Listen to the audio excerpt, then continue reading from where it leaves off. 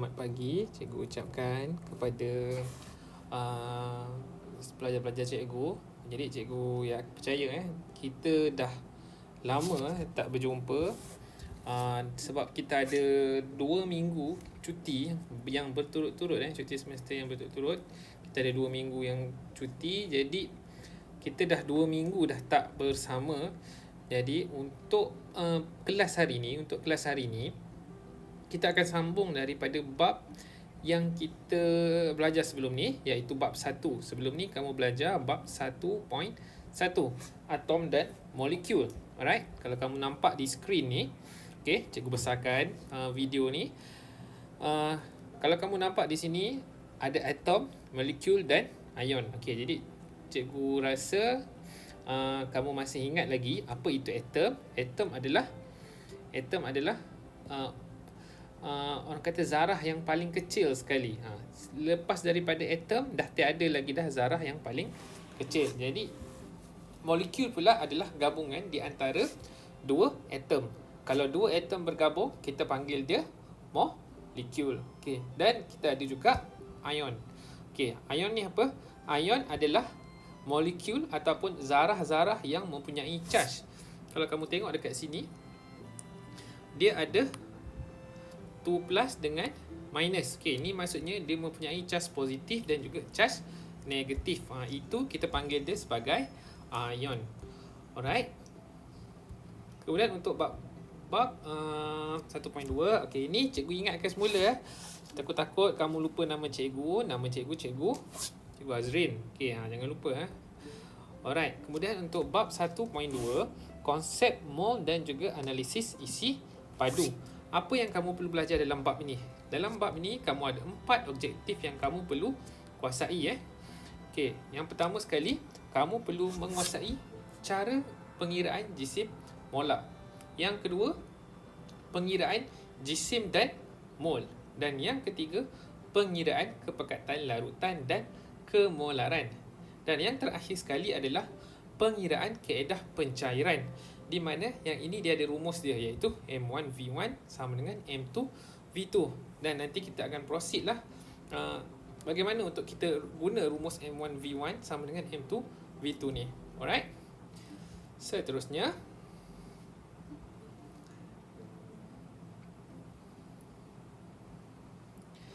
okey. Jadi 1 mol ditakdirkan sebagai kuantiti bahan yang mengandungi bilangan zarah yang sama dengan bilangan atom dalam 12 gram karbon, iaitu 6.02 darab 10 kuasa 23 zarah.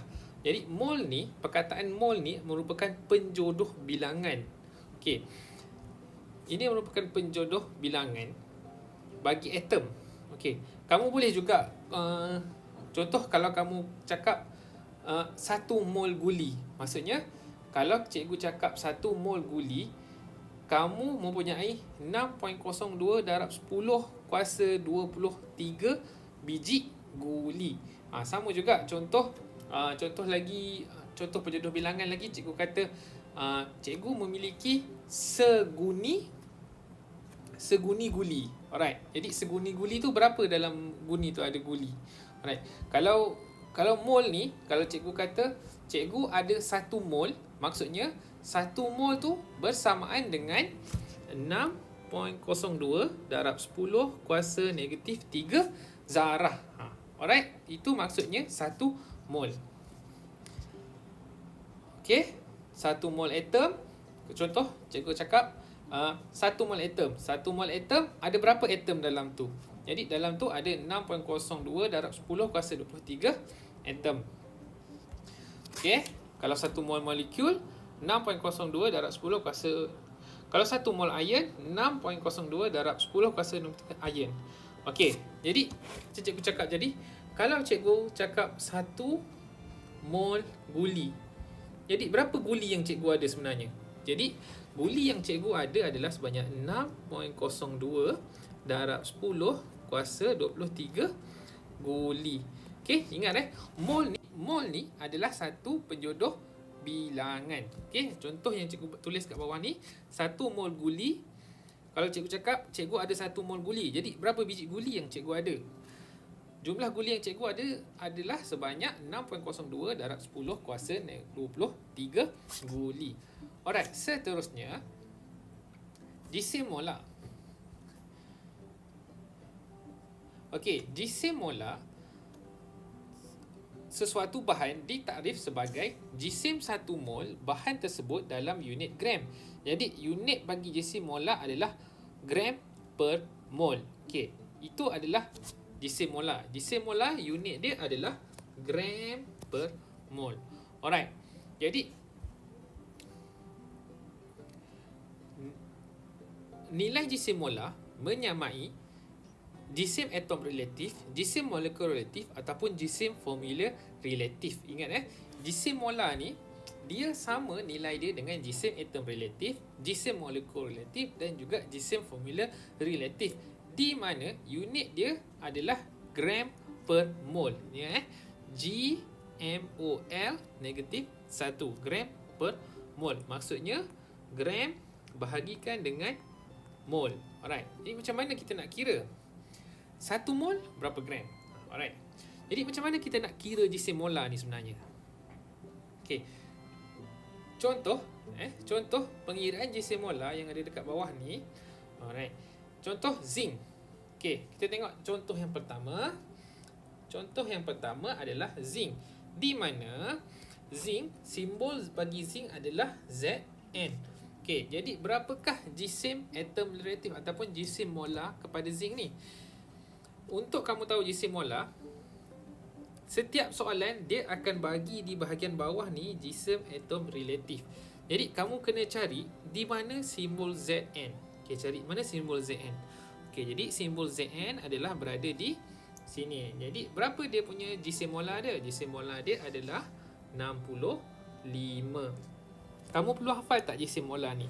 Okey, jisim molar kamu tak perlu hafal sebab jisim molar memang akan diberikan dalam soalan. Jadi kamu dah tak perlu untuk hafal. Kamu perlu hanya cari di bawah soalan. Di atas ada soalan, di bawah diberi jisim molar dan jisim atom relatif. Dan dia beri banyak jisim atom relatif. Kamu kena pilih saja.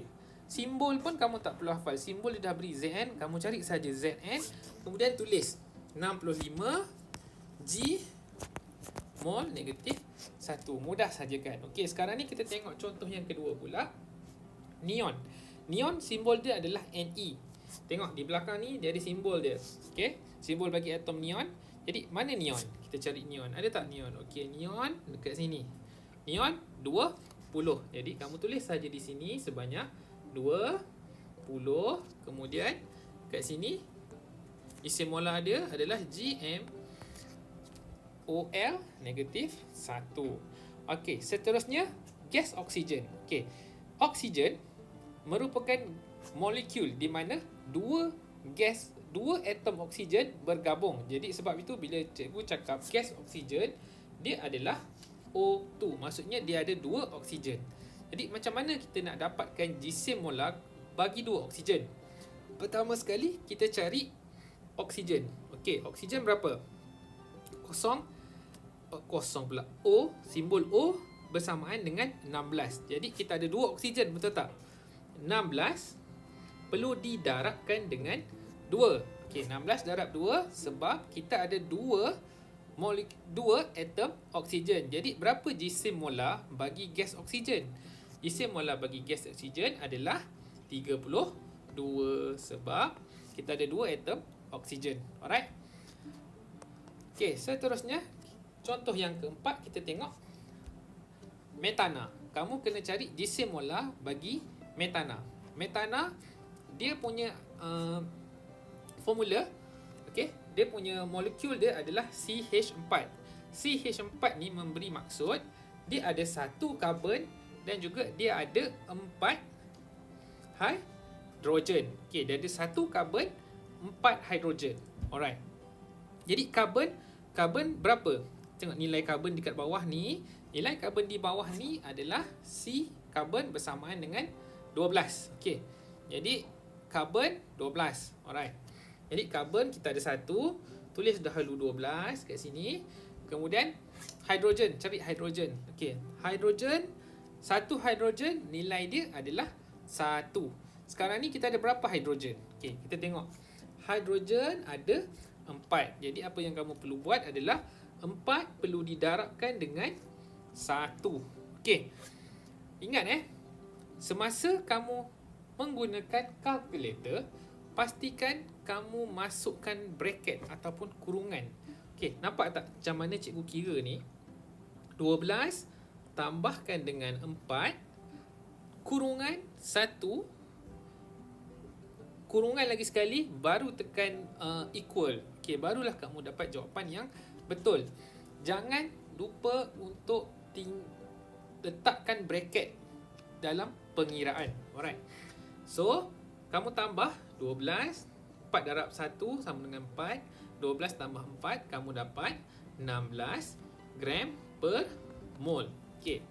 Kemudian, magnesium oksida. Magnesium oksida adalah gabungan di antara atom magnesium dan juga oksigen. Jadi, kamu kena cari.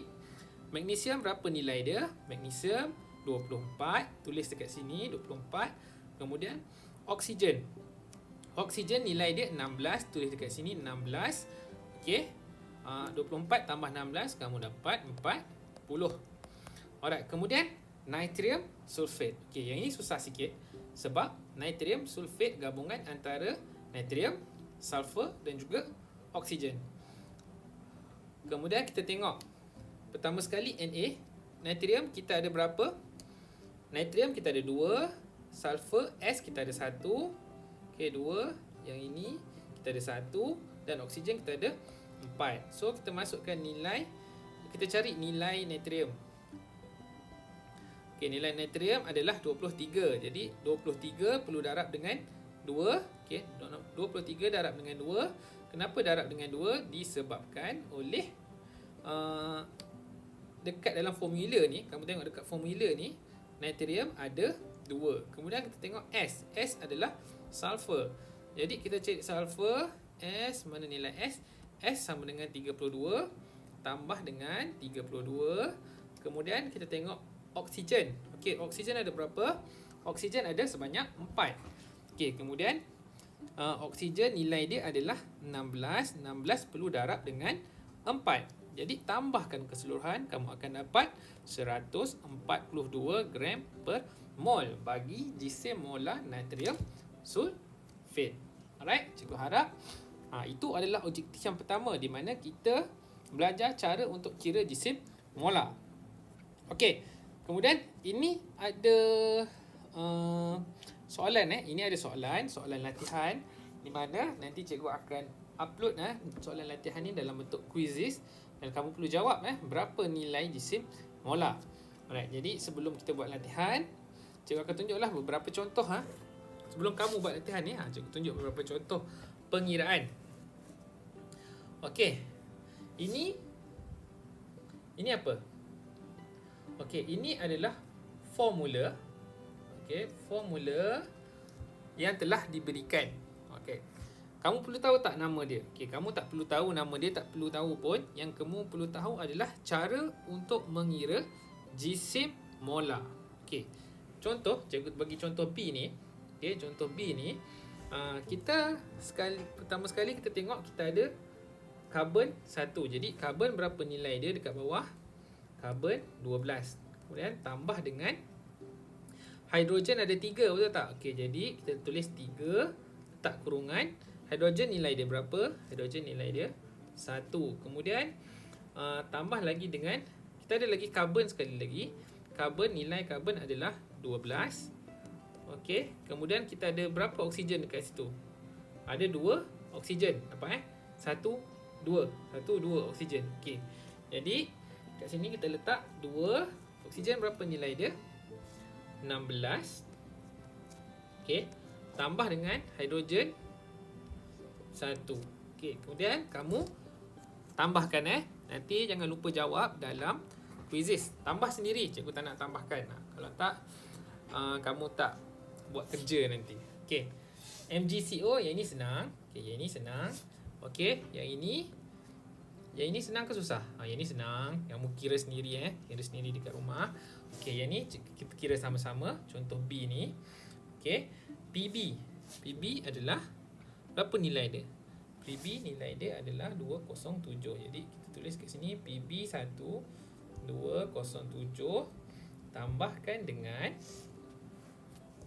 apa maksud 2 di bahagian luar ni? Okey. Jadi 2 di bahagian luar ni kamu tulis 2 dahulu, kemudian buat kurungan and then NO3. N berapa nilai dia? N, kita cari N nilai dia adalah 14. Okey. 14 dan dia ada satu saja, tambah dengan kosong oksigen 3. Okey. Tulis dulu 3. Kemudian nilai oksigen berapa? Nilai oksigen adalah 16. Tulis 16. Tutup kurungan, kemudian tutup lagi satu kurungan. Tekan kalkulator, kamu akan dapat dia punya jawapan. Pastikan kamu jangan tertinggal kurungan semasa menggunakan kalkulator. Tak kisahlah kalkulator saintifik ataupun kalkulator di phone. Okey. Dekat phone pun sekarang kamu dah boleh buat kalkulator saintifik. Okey, di mana? Contoh cikgu ada download. Kalau sekarang ni kedai tutup kan? Okey. Jadi mana kejap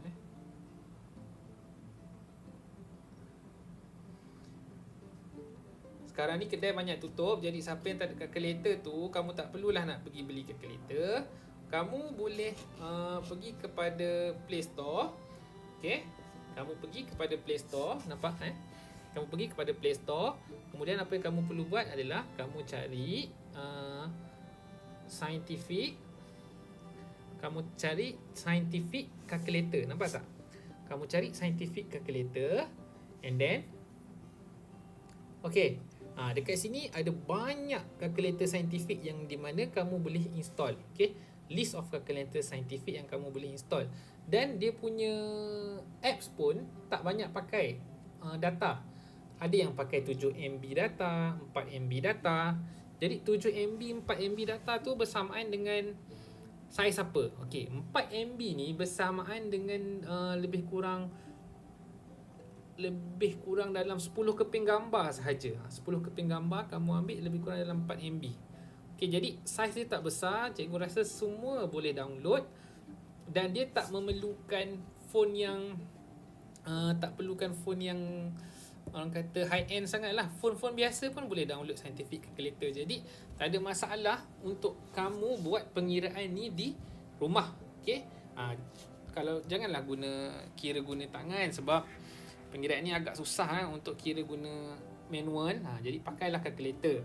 Cuma pesanan cikgu, semasa exam kamu tak dibenarkan untuk bawa phone. Jadi sebelum masuk exam, pastikan kamu ada kalkulator. Kalau tak ada kalkulator, macam mana kamu nak jawab soalan ni? Okey? Alright. Seterusnya, kita masuk kepada objektif yang kedua, iaitu pengiraan jisim dan mol. Okey. Jadi pengiraan jisim dan mol ni adalah berdasarkan pengiraan jisim molar. Okey, kamu dah tahu cara untuk kira jisim molar, betul tak? Berdasarkan formula ataupun molekul, formula dan molekul sesuatu bahan. Alright. Okey. Okey, jadi bagaimana kamu nak guna jisim molar tu untuk dapatkan jisim. Okey, jisim ni maksudnya berat dia lah, gram dia tu ataupun mol sesuatu bahan. Okey, ni adalah rumus dia. Di mana kamu nampak di bahagian tengah ni kita ada jisim molar. Okey, jisim molar ni penting Okey, biasanya soalan akan bagi salah satu maklumat. Kadang-kadang dia bagi bilangan mol. Okey, kadang-kadang dia bagi jisim bahan. Kalau dia bagi bilangan mol, dia suruh kamu cari jisim bahan. Jadi bila kamu ada bilangan mol, kamu perlu darab dengan jisim molar yang kamu dah kira tadi untuk dapatkan jisim bahan. Kalau dia dah beri jisim bahan, alright, dia dah beri jisim bahan, kamu kena bahagi dengan jisim molar untuk dapatkan bilangan mol. Alright? Okey, seterusnya kita tengok contoh soalan. Alright, ini contoh soalan di mana dia suruh hitungkan jisim bagi 0.5 mol magnesium. Sekarang ni dia dah bagi mol. Okey, betul 0.5 mol magnesium. Mol dia dah bagi. Jadi apa yang kamu perlu cari? Bila dia dah bagi mol, kamu perlu cari jisim bahan. Tengok rumus yang di atas ni. Bila dia dah bagi mol, kamu perlu cari nilai jisim. Okey, macam mana nak cari? Kamu perlu bahagikan dengan, kamu kena darabkan dengan jisim molar. Jadi bilangan mol berapa? 0.5. Jisim molar bagi magnesium berapa? Magnesium, tengok magnesium 24. Jadi 0.5 darab 24, kamu akan dapat 12 gram. Senang saja kan? Alright. Seterusnya, contoh yang kedua, hitungkan bilangan mol bagi 4 gram natrium hidroksida. Sekarang ni dia dah bagi gram. Jadi bila dia dah bagi jisim, kamu perlu tukar kepada bentuk mol, di mana rumus ni menunjukkan kamu perlu bahagi untuk dapatkan bilangan mol. Jisim perlu diberikan dengan bilangan jisim molar. Alright, berapa jisim dia tadi? 4 gram. Okey, bagi natrium hidroksida NaOH, berapakah dia punya jisim molar dia? Okey, untuk dapatkan jisim molar, mula-mula kita kira Na. Na berapa? Na nilai dia adalah 23. Okey, 23 tambah dengan oksigen berapa? 16. Okey. Kemudian hidrogen tambah 1. Okey, sebab tu kamu nampak dekat bawah ni, ini adalah 4 gram. Okey, 4 gram dibahagikan dengan jisim molar. Jisim molar bagi natrium hidroksida NaOH tu. Kemudian 4 bahagi dengan 40, kamu akan dapat 0.1 mol. Ingat, unit jangan lupa tulis sebab unit ada markah. Okey, ini adalah objektif yang kedua, pengiraan jisim dan mol menggunakan jisim molar. Okey, yang ini pun latihan ni cikgu akan masukkan dalam quizzes. Pastikan kamu jawab betul-betul jawab betul-betul, jangan jawab main-main. Walaupun markah cikgu tak kira, tapi ini adalah kamu punya kefahaman. Okey.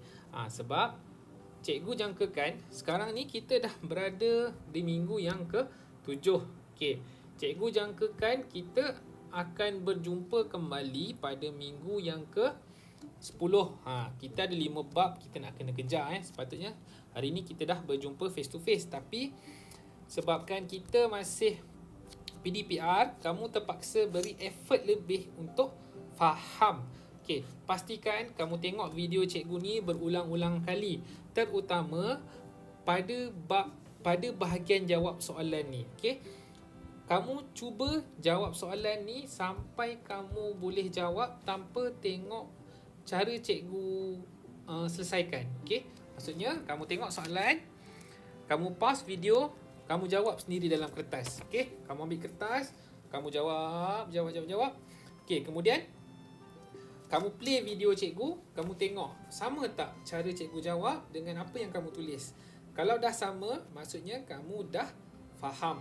Okey, itu maksudnya cara untuk ni. Cara untuk test kamu faham ke tak, dan cara untuk cepatkan lagi kamu faham. Okey, sekejap ya. Alright. Cikgu check kamera cikgu. Okey, cikgu takut habis bateri kamera cikgu. Okey, seterusnya kita soalan contoh. Yang pertama sekali, hitungkan jisim bagi 2 mol CuSO4. Okey, ni dia dah bagi dia punya formula CuSO4. Mana copper, sulfur dan juga oksigen. Okey, sekarang ni Cu. Kita cari nilai Cu. Mana Cu Okey, Cu 64. Okey, Cu 64. S berapa nilai dia? S 32 tambah 32. Kemudian SO4. SO4 tambah dengan 4 oksigen. Oksigen nilai dia adalah 16. Alright. Okey, sekarang ni dia nak jisim kan? Kita tengok rumus tadi. Boleh.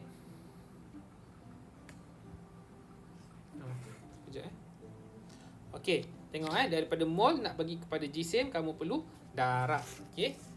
Ingat mol nak pergi kepada GSM ataupun gram, nak pergi kepada gram, kamu perlu darab. Dan kalau daripada GSM nak pergi kepada mol, kamu perlu bahagi. Sekarang ni 2 mol darab dengan 64 tambah 32 tambah dengan 4 darab 16 kurungan. Okey. Kemudian bila dah dapat macam ini, kamu selesaikan jawapan dia dalam unit gram. Okey. Okey. Sekarang ni tengok contoh yang kedua pula. Okey, pastikan kamu buat calculation sendiri Okey. Tengok jawapan yang kedua pula. Soalan example yang kedua pula, 3.2 gram kamu nak tukarkan kepada mol. Jadi 3.2 gram perlu dibahagikan dengan berapa? SO2. Okey, di mana S ni berapa nilai S? Nilai S adalah 32 tambahkan dengan 2 ni bawa ke depan, 2 kurungan oksigen. Nilai oksigen berapa? 16.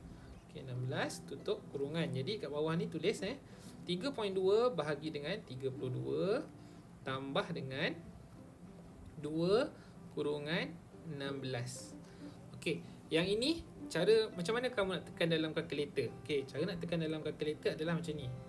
3.2 bahagi kurungan, buat kurungan dahulu, 32 tambah dengan 2 kurungan 16 kurungan.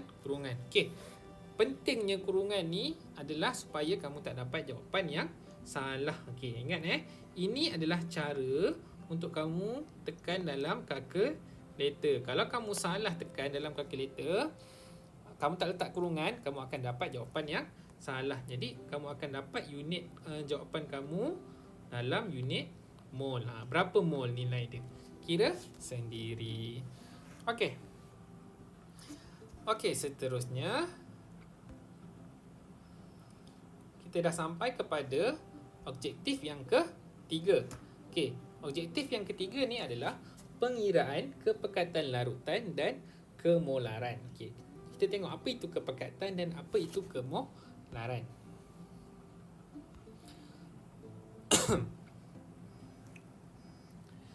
Okey, pertama sekali kamu kena tahu apa itu larutan. Okey, larutan adalah campuran yang terbentuk apabila sesuatu zat terlarut dalam sesuatu pelarut. Simple paling mudah, kalau kamu buat air Milo. Kamu ambil air Milo, kamu campurkan dalam air panas. Jadi kamu dah membuat satu larutan Milo. Okey, di mana zat terlarut adalah Milo dan pelarut kamu adalah air. Alright. Contohlah apabila garam dilarutkan di dalam air dan akan terhasilnya larutan garam. Okey, garam itu dipanggil sebagai zat terlarut, manakala air dikenali sebagai pelarut. Alright. Seterusnya, kepekatan sesuatu larutan. Okey, kepekatan sesuatu larutan adalah ukuran tentang kuantiti zat terlarut yang terlarut dalam satu kuantiti pelarut tertentu. Maksudnya dia nak tahu macam mana cikgu nak simplifikan dia. Okey, kepekatan ni adalah berapa banyak yang kamu larutkan. Okey, kalau kamu ambil Milo, kamu letak satu sudu dalam satu cawan. Okey, kamu nampak Milo tu pekat ke tidak? Okey, bermula dia nampak lebih cair. Kemudian kamu tambah lagi Milo dan dia akan jadi semakin pekat. Maksudnya dia nak ukur berapa banyak zat yang terlarut dalam sesuatu pelarut. Itu adalah kepekatan. Okey, kepekatan kita boleh ukur dalam dua unit, iaitu gram desimeter per desimeter kubik dan mol per desimeter kubik. Di mana gram ni adalah merujuk kepada GSM. Okey, GSM dalam unit gram dibahagikan dengan isi padu larutan, itu kepekatan, manakala Kalau dia nak dalam unit mol per density kubik, maksudnya mol bahagi dengan isi padu. Alright. Tadi kamu dah belajar kan? Ingat tak? Tadi baru kamu belajar pasal jisim dan mol. Sekarang ni kamu nak guna jisim dan mol tu untuk kira kepekatan dan juga kemolaran.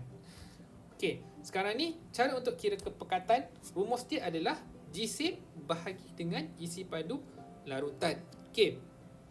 Sorry cikgu sendawa pula.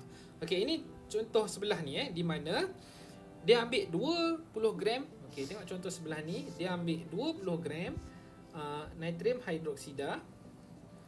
Okey, ni NaOH ni, natrium hidroksida. Kemudian dilarutkan dalam 500 cm kubik. Okey.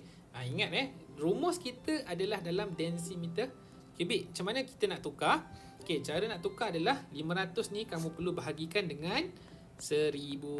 Okey, nampak tak dalam ni? Cikgu ada buat 500 bagi 1000 baru kita akan dapat tukar dalam dm3. Okey, jadi berapa jisim? Jisim 20 gram. 20 gram bahagi dengan 0.5 dm3.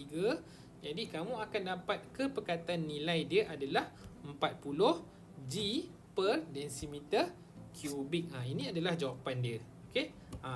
Cara nak buat larutan ni senang. Kamu jangan fikir susah sangat. Larutan ni tiap-tiap hari kamu buat. Okey.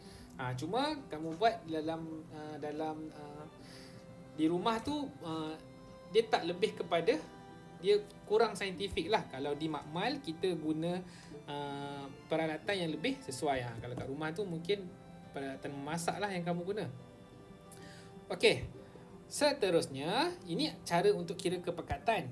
Okey, seterusnya cara untuk kita kira kemolaran.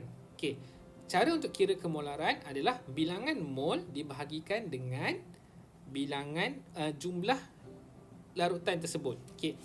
Pertama sekali, dia dah bagi dalam soalan. Contoh, soalan biasanya agak tricky Dia bagi 11.7 gram. Okey, 11.7 gram dilarutkan ke dalam 400 cm kubik. Yang ini kamu kena tukar kepada dm3 dengan bahagi 1000 perlu bahagikan dengan 1000. Okey, berapakah kemolaran? Okey, soalannya berapakah kemolaran? Bukan berapakah kepekatan. Jadi apa yang kamu perlu buat adalah kamu kena kira jisim molar bagi natrium klorida. Macam mana nak kira jisim molar? Ingat, cara nak kira jisim molar adalah dengan tengok dia punya rumus NaCl, Na dengan Cl. Jadi Na jisim atom relatif dia adalah 23, Cl 35.5. Kamu kena tambahkan kedua-dua, kemudian jisim bahagikan dengan jisim molar, bahagikan dengan jisim molar untuk dapatkan bilangan mol. Okey, kemudian bila kamu dah dapat bilangan mol, barulah kamu bahagikan dengan isi padu larutan. Okey, isi padu larutan berapa? Okey, ni 400 bahagi dengan 1000 kamu dapat 0.4. Jadi 0.2 mol bahagi dengan 0.4. Ingat, bila kamu nak kira, bila soalan minta kemolaran, maksudnya kamu ada 2 step kerja. Okey, kalau kepekatan kamu ada 1 step sahaja. Okey, di mana kamu ambil 20 gram bahagi terus dengan 0.5. 1 step. Untuk kemolaran kamu ada 2 step, di mana pertama sekali kamu kena dapatkan bilangan mol. Okey, sekarang ni macam mana nak dapatkan bilangan mol? Untuk dapatkan bilangan mol, kamu nampak ni. Ni cikgu bulatkan di sebelah ni. Untuk dapatkan bilangan mol, kamu perlu jisim bahan, okey, perlu dibahagikan dengan jisim molar, barulah kamu dapat bilangan mol. Sekarang ni kamu kena kira. Okey, tengok pula sebelah ni. Okey, cikgu starkan ni jisim molar. Jisim molar kamu perlu tengok dia punya rumus dia ni. Okey, tengok dia punya formula dia, NaCl. Okey, Na nilai dia 23, Cl nilai dia 35.5. Tambahkan kedua-duanya, kemudian jisim bahagikan pula dengan jisim molar, barulah dapat mol. Kemudian step yang kedua, mol barulah dibahagikan dengan isi padu larutan, barulah kamu dapat jawapan. Okey, untuk soalan yang macam ni dia ada 2 step. Biasanya kamu akan dapat 4 ataupun 3 markah. Alright. Okey, sekarang ni kita pergi kepada objektif yang keempat. Penyediaan larutan dengan kepekatan tentu melalui kaedah pencairan. Dekat sini kamu ada rumus M1V1 dan juga M2V2. Okey, sebenarnya dalam bab ni banyak rumus yang kamu kena ingat. Okey, jadi ini rumus yang terakhir sekali, M1V1 sama dengan M2V2. Jadi apa itu M? M itu merujuk kepada kemolaran. Kemolaran sebelum dicairkan. M1 kemolaran sebelum dicairkan. M2 kemolaran larutan bukan sebelum dicairkan, selepas. Okey, typo. Okey, V1 isi padu larutan sebelum dicairkan. V2 isi padu larutan selepas dicairkan. Okey, jadi macam mana kita nak cairkan sesuatu larutan? Okey, tengok gambar di sebelah ni. Okey, pertama sekali kita ada asid nitrik 2.0 mol. Jadi kita nak cairkan dia. Macam mana kita nak cairkan dia? Cara nak cairkan dia mudah saja. Kita tambah dengan air. Okey, kalau kita nak cairkan sesuatu larutan, kita tambah saja air. Okey, air suling. Bila kita tambah air suling, dia akan jadi kurang pekat. Sekarang ni tengok berapa mol yang tinggal bila kita tambah air suling. Bila kita tambah air suling, mol yang tinggal adalah 1.25. Sebelum ni 2 mol. 2 banyak kan? 2 mol pekat. Jadi bila tambah air, dia akan jadi 1.25. Dia dah kurang pekat. Okey. Jadi macam mana, di mana rumus M1V1 dengan M2V2 ni kita nak apply dia? Okey. Kita tengok contoh 2 dekat bawah ni. Okey, 50 cm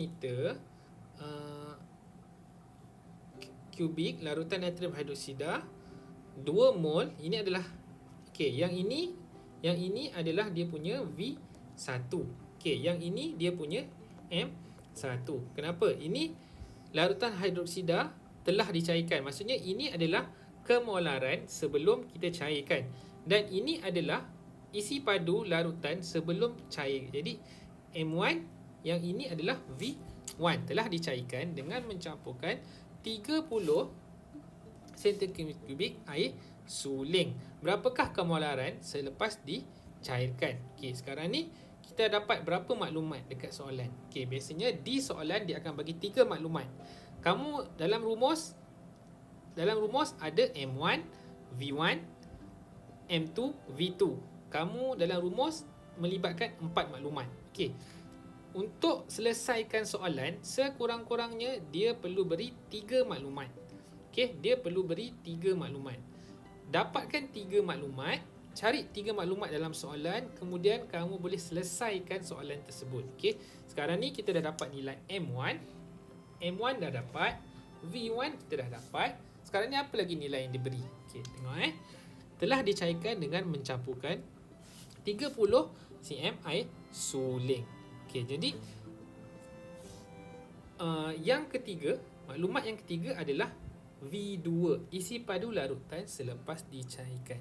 Okey, ingat, isi padu larutan selepas dicairkan. Maksudnya, kalau kamu tengok gambar di sebelah ni, isi padu keseluruhan.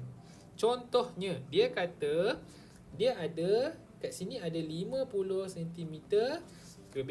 Kemudian dia tambahkan dengan 30 cm3. Okey, jadi berapakah nilai isi padu larutan selepas dicairkan? 50 tambah dengan 30, kamu akan dapat 80 cm3. Jangan ambil nilai 30 terus. Okey, pastikan kamu ambil nilai, kamu kira dulu nilai isi padu larutan selepas dicairkan. Barulah kamu masuk dalam rumus.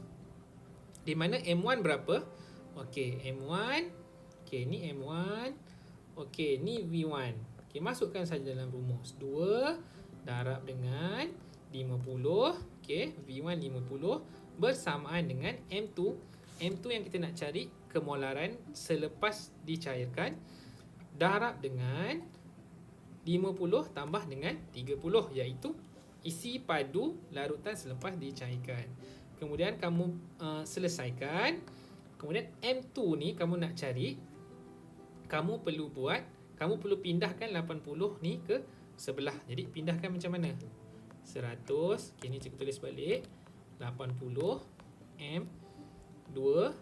Okay, macam mana nak dapatkan nilai M2 ni? Nak dapatkan nilai M2 ni adalah dengan pindahkan 80 ke sebelah. Okay, apabila 80 dipindahkan ke sebelah, dia akan jadi bahagi. Okay, dia akan jadi 100 bahagi dengan 80. Barulah kamu dapat nilai M2. Bila kamu selesaikan, kamu akan dapat 1.25 mol. Alright, jadi ke unit dia apa? Unit dia adalah MOL dm negatif 3, iaitu mol per decimeter kubik. Okey, soalan macam ni pun dah boleh dapat banyak markah ni, 3 markah biasanya. Sebab dia susah sikit lah. Okay, cikgu harap kamu faham dan kamu boleh kamu cuba contohlah kamu tutup bahagian jawapan, kamu baca soalan, cuba jawab sendiri. Okey, kemudian bila kamu dah cuba jawab, buka jawapan, tengok balik, sama tak jalan kira cikgu dengan jalan kira yang kamu buat. Ulang banyak-banyak kali sampailah kamu berjaya dapat jalan kira yang sama macam cikgu. Okey, ini seterusnya adalah pencairan bersiri. Ini sepatutnya kita buat amali pencairan bersiri ni. Cuma bila kita tak dapat buat amali ni, cikgu tunjukkan sajalah apa itu pencairan bersiri. Okey, pencairan bersiri ni di mana kamu akan ambil satu sampel daripada stock solution. Okey, stock solution ni sampel yang pekat dan kamu akan letakkan di dalam kelalang A. Okey, pertama ambil yang dalam ni, isi dalam A. Kemudian kamu goncang-goncangkan test tube tu, kamu ambil yang daripada A ni, pindahkan kepada B. Maksudnya A ni lebih pekat daripada B. Kemudian kamu cairkan dia lagi, kamu ambil B, isi dalam C pula. Ambil C, isi dalam D pula. Kemudian ambil D, isi dalam E pula. Maksudnya kamu akan dapat semakin ke kanan, semakin kurang pekat. Okey, semakin kurang pekat. Okey, tengok video. Cikgu ada video, jangan risau. For example, when I click, I'm using this particular sucker or injection or whatever you call it, and I'm going to put it in the test tube A. Okey, tengok You can see here, I'm just putting it down. Okey, dia ambil daripada stock solution. Okey, dia ambil daripada larutan pekat, diisi ke dalam air yang pertama. Okey, ni air suling A, B, C, D, E tu semua tu air suling. Okey, kemudian dia ambil yang daripada A pula, dia campurkan kepada bahagian B. Okey, dia ambil yang A, kita ambil yang A, kita letak dalam B. Okey, jadi B ni akan jadi lagilah cairnya. Okey, ini kita panggil pencairan bersiri. Maksudnya kita buat pencairan berulang-ulang kali. Okey, kemudian kita ambil B, cecair daripada B, kita isi dalam C pula. Okey. Okey, nampak tak warna dia pun dah semakin pudar. Warna dia pun dah semakin pudar. Kita ambil pula lagi yang daripada C, isi dalam isi dalam D pula. Dropkan air. Kemudian kita dah dapat larutan yang keempat Kita ambil yang D, kita masuk ke bahagian E pula, ke dalam test tube E. Kita akan dapat 5 kepekatan larutan yang berbeza. Apa tujuan kita buat pencairan bersiri ni? Tujuannya adalah biasanya kita nak kurangkan kepekatan asid. Contoh, kita ada asid yang pekat, jadi kita nak guna asid yang kurang pekat. Bila kita nak guna asid yang kurang pekat, kita perlu buat pencairan. Pencairan bersiri. Kenapa pencairan bersiri? Sebab pencairan bersiri ni dia lebih precise. Dia lebih tepat dan terkawal. Itu saja. Nanti kalau kita ada masa, kita dah kembali ke KV, kita boleh buat amali ni. Alright. Okey, itu sahaja untuk hari ini. Jadi untuk hari ini, sebelum terlambatlah cikgu nak ucapkan kepada yang menyambut gawai, selamat menyambut gawai, dan siapa yang cikgu tak sempat wish raya hari tu, cikgu juga ucapkan selamat hari raya. Okey, jadi sekarang ni kamu berada di rumah, stay safe, jangan pergi mana-mana. Ada masa, okey, cari masa, jangan cakap ada masa. Cari masa untuk kamu buat ulang kaji, tonton video, buat ulang kaji. Macam mana nak buat ulang kaji? Ambil a piece of paper, ambil sekeping kertas, ambil satu pen. Okey. Pergi ke bahagian video yang ada soalan. Pausekan video tu. Kamu salin soalan, okey. Kemudian cuba selesaikan. Okey. Kalau tak tahu nak selesaikan, play dulu video tu, tengok macam mana cikgu selesaikan. Okey. Tengok macam mana cikgu selesaikan. Back balik video tu. Pause. Tengok soalan yang sama, tutup. Ambillah apa-apa untuk tutup jawapan yang kamu dah salin tadi, tutup. Cuba buat balik sampai kamu boleh buat sendiri soalan tersebut tanpa rujuk jawapan. Ingat sukses bukannya datang sekali. Okey, untuk sama juga macam kamu di bengkel, untuk kamu mahir sesuatu, kamu perlu buat berulang-ulang kali. Sama juga sains sama saja macam di bengkel. Untuk kamu mahir dalam sains, kamu perlu buat latihan berulang-ulang kali. Kalau kamu nak mahir kemahiran tangan, kamu perlu buat sesuatu tu berulang-ulang kali, barulah tangan kamu akan jadi mahir. Okey, kamu jangan expect kamu tonton video ni kamu boleh terus faham. Apa yang kamu perlu buat adalah ulang soalan. Okey, ulang soalan. Salin soalan, salin jawapan, tutup jawapan, cuba selesaikan soalan tersebut. Tengok soalan tu, jangan tengok jawapan. Cuba ingat jalan kira cikgu. Buat. Kalau kamu dah berjaya buat jalan kira sama macam cikgu, maknanya kamu dah faham. Alright, itu saja pesanan pada cikgu. Cikgu harapkan kita dapatlah berjumpa dengan segeralah, dapat kembali ke KV dengan segera, belajar macam biasa. Sebab belajar macam ni banyak dia punya halangan dia. Okey, sekian. Terima kasih.